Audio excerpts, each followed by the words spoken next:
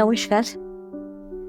আবার কিন্তু এসে গেছি এবং রবীন্দ্রনাথ নিয়ে এসেছি। রবীন্দ্রনাথকে সঙ্গে করে রবীন্দ্রনাথকে মনে নিয়ে এসেছি, একেবারে অন্তরে নিয়ে এসেছি। তবে সবকিছু কথা বলার আগে আমি কিন্তু শেষে বলবো না, আপনাদের শুরুতেই বলবো সাবস্ক্রাইব করবেন। আর সাবস্ক্রাইব করার সঙ্গে সঙ্গে পাশে না একটা বেল আইকন আছে, ওকে প্রেস করে দেবেন। তাহলে আমরা যতটুকু যখনই যা বলবো সেটা নোটিফিকেশন আপনার কাছে পৌঁছে যাবে।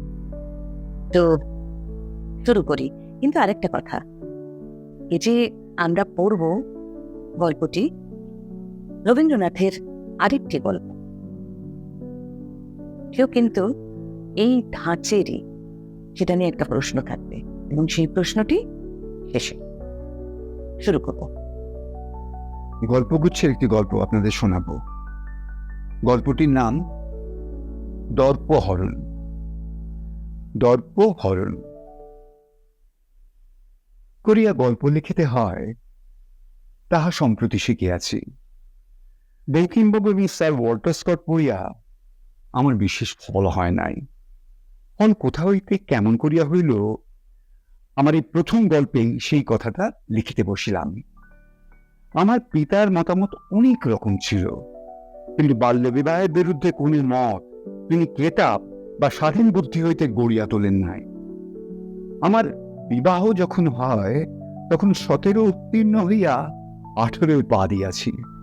তখন আমি কলেজে 3rd ইয়ারে পড়ি এবং তখন আমার চিত্তক্ষেত্রে যৌবনের প্রথম দক্ষিণ বাতাস বহিতে আরম্ভ করিয়া কত অলক্ষ্য দিক হইতে, কত অনির্বচনীয় গীতে এবং গন্ধে টেম্পন এবং মর্মরে আমার তরুণ জীবনকে উৎসুক করিয়া তুলিতেছিল, তাহা এখনো মনে হইলে বুকের ভিতর দীর্ঘ নিঃশ্বাস ভরিয়া ওঠে। তখন আমার মা ছিলেন না। আমাদের শূন্য সংসারের মধ্যে লক্ষ্মী স্থাপন করিবার জন্য আমার পড়াশোনা শেষ হইবার অপেক্ষা না করিয়াই বাবা 12 বৎসরের বালিকা নির্ঝরিণীকে আমাদের ঘরে আনিলেন। প্রথম বয়সে প্রথম প্রেম, অনেকগুলি ছোটখাটো বাধা দ্বারা মধুর। লজ্জার বাধা, ঘরের লোকের বাধা, অনভিজ্ঞতার বাধা, এইগুলির অন্তরাল হইতে প্রথম পরিচয়ের যে আভাস দিতে থাকে, তাহা ভোরের আলোর মতো রঙিন, তা মধ্যাহ্নের মতো সুস্পষ্ট, অনাবৃত এবং বর্ণচ্ছটাবিহীন নয়। আমাদের সেই নবীন পরিচয়ের মাঝখানে বাবা বেঙ্গগিরির মতো দাঁড়াইলেন। তিনি আমাকে হস্টেলে নির্বাসিত করিয়া দিয়া তাহার বৌমাকে বাংলা লেখাপড়া শিখাইতে প্রযুক্ত হইলেন। আমার এই গল্পের শুরু সেইখানে। শ্বশুর মশাই কেবল তাহার কন্যার নামকরণ করিয়ে নিশ্চেষ্ট ছিলেন না, তিনি তাহাকে শিক্ষাদানের প্রভূত আয়োজন করিয়াছিলেন। এমনকি উপক্রমণিকা তাহার মুখস্থ শেষ হইয়াছিল। মেঘনাথবধ কাব্য পড়িতে হেমবাবুর টিকা তাহার প্রয়োজন হইত না। হস্টেলে গিয়া তাহার পরিচয় পাইয়াছিলাম। আমি সেখানে থাকিতে নানা উপায়ে বাবাকে লুকাইয়া নববিরহ তাপে অত্যন্ত উত্তপ্ত 2-1খানা চিঠি তাহাকে পাঠাইতে আরম্ভ করিয়াছিলাম।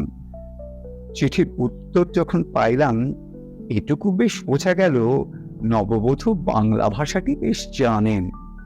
তাহার চিঠিতে বানান ভুল ছিল কিনা তাহার উপযুক্ত বিচারক আমি নই, কিন্তু সাহিত্যবোধ ও ভাষাবোধ না থাকিলে এমন চিঠি লেখা যায় না, সেটুকু আন্দাজে বুঝিতে পারি। আজ 3টি প্রাণের গ্রন্থ ছিল, তাহাদিগকে আমার স্ত্রী চিঠি না দেখাইয়া থাকিতে পারিলাম না। তারা আশ্চর্য হইয়া কহিল, এমন স্ত্রী পাইয়াছ, ইহা তোমার ভাগ্য।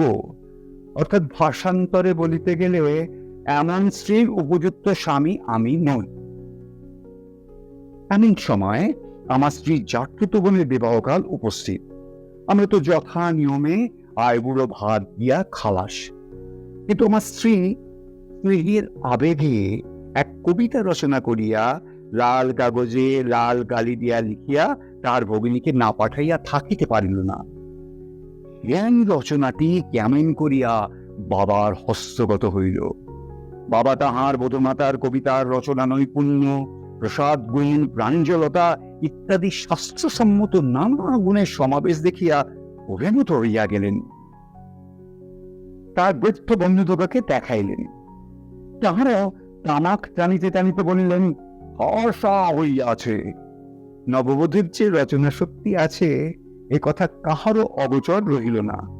বাবা তাহাকে নির্বিচারে যতই উৎসাহ দিয়াছেন, আমি ততই সতর্কতার সহিত ত্রুটি নির্দেশ করিয়া তাহাকে যথোচিত সংযত করিয়াছি। আমার স্ত্রীর লেখা বাবা এবং অন্যান্য অনেকে কাগজে ছাপাইতে উদ্যত হইয়াছিলেন। নির্ঝরিণী তাহাতে লজ্জা প্রকাশ করিত, আমি তাহার সে লজ্জা রক্ষা করিয়াছি, কাগজে ছাপিতে দিই নাই। কিন্তু বন্ধু বান্ধবদের মধ্যে প্রচার বন্ধ করিতে পারা গেল না। ইহা কুফল যে কতদূর হইতে পারে কিছুকাল পরে তাহার পরিচয় পাইয়াছিলাম। তখন উকিল হইয়া আলিপুরে বাহির হই। একটা উইল কেস লইয়া বিরুদ্ধ পক্ষের সঙ্গে খুব জোরের সহিত লড়িতেছিলাম। উইলটি বাংলায় লেখা, সপক্ষের অনুকূলে তাহার অর্থ যে কিরূপ স্পষ্ট তাহা বিধানতে প্রমাণ করিতেছিলাম। এমন সময় বিরোধী পক্ষের উকিল উঠিয়া বলিলেন, আমার বিদ্বান বন্ধু যদি তাহার বিদুষী স্ত্রীর কাছে এই উইলটি বুঝিয়া লইয়া আসিতেন, তবে এমন অদ্ভুত ব্যাখ্যা দ্বারা মাতৃভাষাকে এমন ব্যথিত করিয়া তুলিতেন না। লোকের ভালো কথা চাপা থাকে, আর অনিষ্টকর কথাগুলো মুখে মুখে হু শব্দে ব্যক্ত হইয়া যায়। এ গল্পটিও সর্বত্র প্রচারিত হইল। ভয় হইয়াছিল পাছে আমার স্ত্রী কানে ওঠে। সৌভাগ্যক্রমে ওঠে নাই। অন্তত এই সম্বন্ধে তার কাছ হইতে কোন আলোচনা কখনো শুনি নাই। একদিন একটি অপরিচিত ভদ্রলোকের সহিত আমার পরিচয় হইতেই তিনি জিজ্ঞাসা করলেন, আপনি কি শ্রীমতী নির্ঝরিণী দেবীর স্বামী? আমি বলিলাম, আমি তাহার স্বামী কিনা সে কথার জবাব দিতে চাই না, তবে তিনি আমার স্ত্রী বটেন। বাহিরের লোকের কাছে স্ত্রী স্বামী বলিয়া খ্যাতি লাভ করা আমি গৌরবের বিষয় বলিয়া জ্ঞান করি না। এমন সব কথা লোকের মুখে মুখে চলিতে আরম্ভ করিলে স্ত্রীর মনে দম্ভ জমিতেই পারে।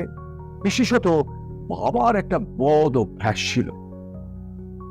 নিছন্নির সামনে তিনি আমাদের পরস্পরের বাংলা ভাষা জ্ঞান লইয়া কৌতুক করিতেন।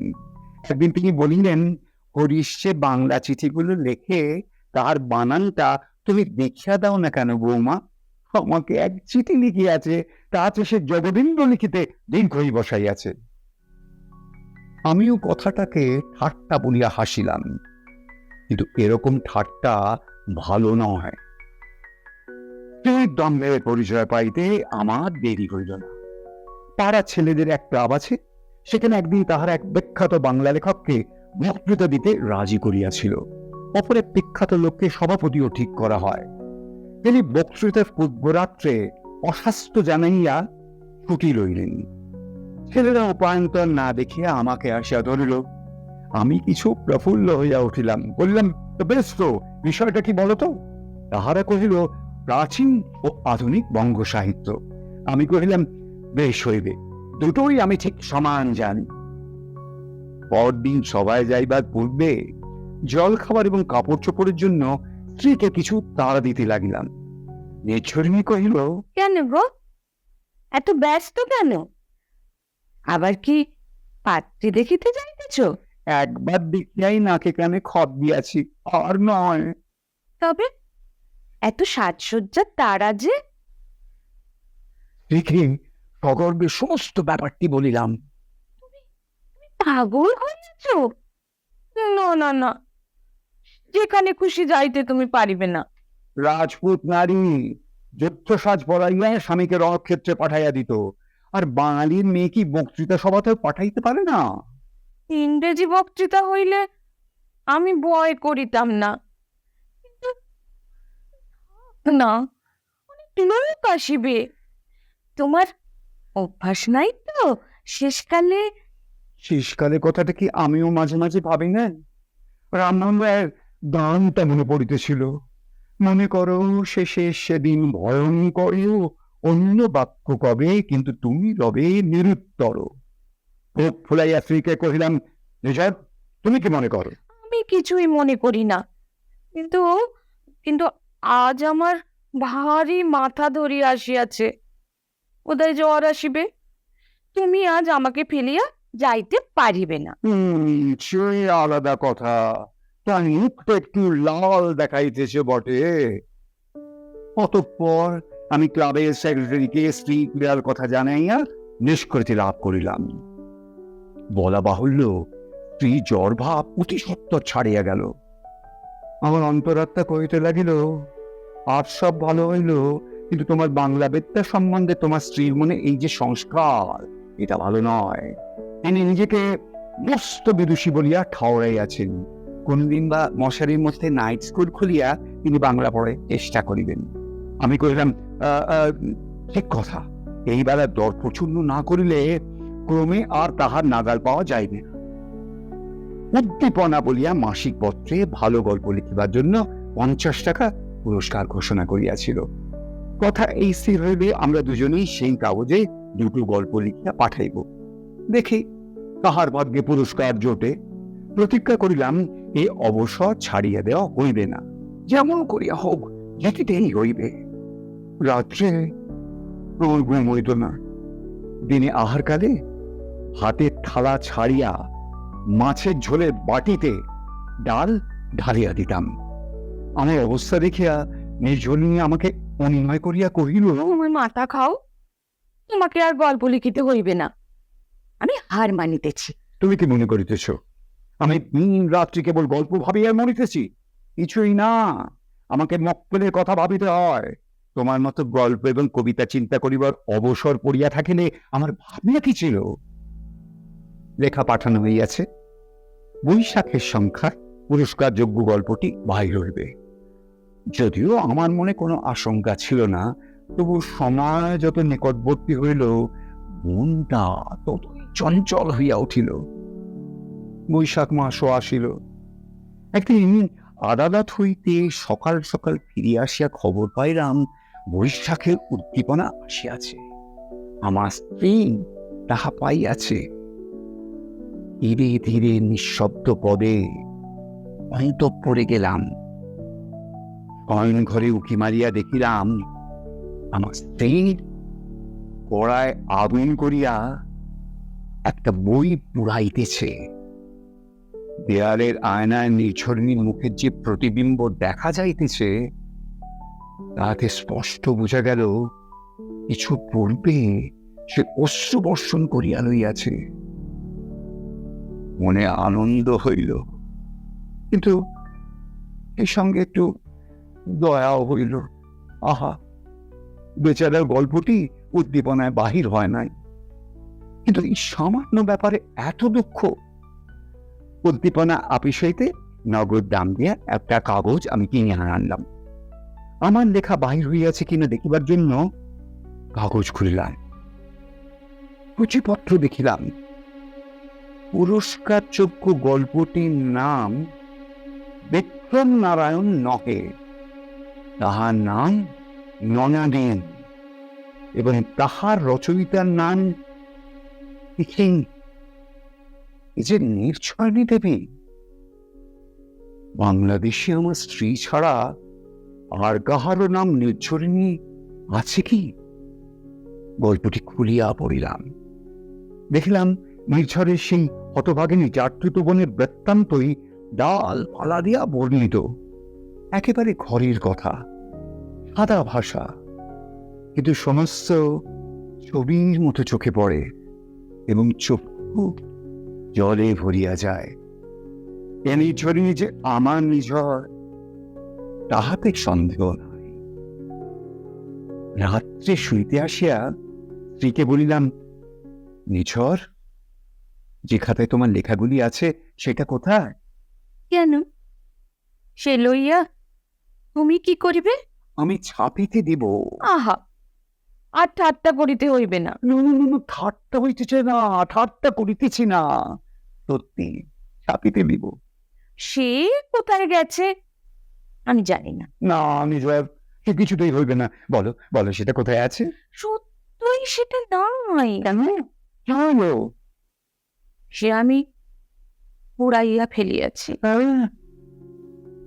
ইহার পর হইতে এ পর্যন্ত আমার স্ত্রী নিঝরকে সত্য সাধনা করিয়াও এক ছত্র লিখাইতে পারি নাই। কিন্তু আমার প্রসঙ্গে আমার স্ত্রী কয়লাইন লিখিয়াছেন, তার বানানগুলি শুনিলেই পাঠক বুঝিবেন সেগুলি ইচ্ছাকৃত। পড়ি, উপরে যে গল্পটি লেখা হইয়াছে উহার 15 আনাই গল্প। আমার স্বামী যে বাংলা অত্যন্ত অল্প জানেন, তাহার রচিত উপন্যাসটি পড়িলেই কাহারও বুঝিতে বাকি থাকিবে না। ইচ্ছে নিজের স্ত্রীকে লইয়া এমনি করিয়া গল্প বানাইতে হয়? রচনাটির মধ্যে আমার স্ত্রী 3টি বানান যাহা লিখিয়াছেন আপনাদের শোনাই। রচিত রচিত দীর্ঘই, উপন্যাস দন্তেশ্বর বদলে শেষে তালবস্য, আর স্ত্রী দন্তস্বয় রপালা ই রস্বই। নির্ঝরিণীর স্বামী যে বাংলায় পরম পণ্ডিত এবং গল্পটা যে আষাঢ়ে, ইহাই প্রমাণ করিবার এই অতি সহজ উপায় তিনি বাহির করিলেন। এই জন্য কালিদাস লিখিয়াছেন, এনাম শিক্ষিত পটুত্তম। তিনি স্ত্রী চরিত্র বুঝিতেন। আমিও সম্প্রতি চোখ ফোটার পর হইতে বুঝিতে শুরু করিয়াছি। কালে হয়তো কালিদাস হইয়া উঠিতেও পারি। কেমন লাগলো? ভারী সুন্দর গল্পটা না? আর বলেছিলাম যে গল্পের শেষে একটা প্রশ্ন করব। এরকম গল্প রবীন্দ্রনাথের আরো একটি আছে, আরো কেন, আরো অনেক অনেক অনেক আছে। তো সেই গল্পের মধ্যেই একটি গল্প নিয়ে চলচ্চিত্র হয়েছিল। বিখ্যাত চলচ্চিত্র, বিখ্যাত পরিচালক তিনি করেছিলেন, শুধু নামটা পরিবর্তন হয়ে গিয়েছিল গল্পের থেকে সিনেমায়। তো সেখানেও ছিল এরকম একটি গল্প নিয়ে বা একটা রচনা নিয়ে পাত্রপাত্রীর মধ্যে একটু মন কষাকষি, হয়তো গল্পটা ছাপা হবে, হয়তো হবে না। আর পুরুষের ব্যাপার, সে ভেবেছিল গল্পটা তারই হয়তো প্রকাশিত হবে, এই অবধি থাক। কিন্তু সে গল্পটা কি? সিনেমার নামটাই বাকি, পরিচালকের নাম কি? অনেকগুলো প্রশ্ন করলাম, কিন্তু এই সমস্ত প্রশ্নের উত্তর কমেন্ট বক্সে দিতে হবে। আর ওই যে বললাম, সাবস্ক্রাইব করবেন। সাবস্ক্রাইব করার পর পাশে একটা বেল আইকন থাকে, সেটাকে প্রেস করে দেবেন, তাহলে নোটিফিকেশন আপনারা তাড়াতাড়ি সকলের আগে পেয়ে যাবেন। তো আজ এই পর্যন্তই।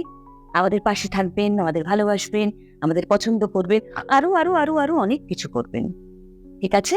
ভালো থাকবেন আপনারা। নমস্কার।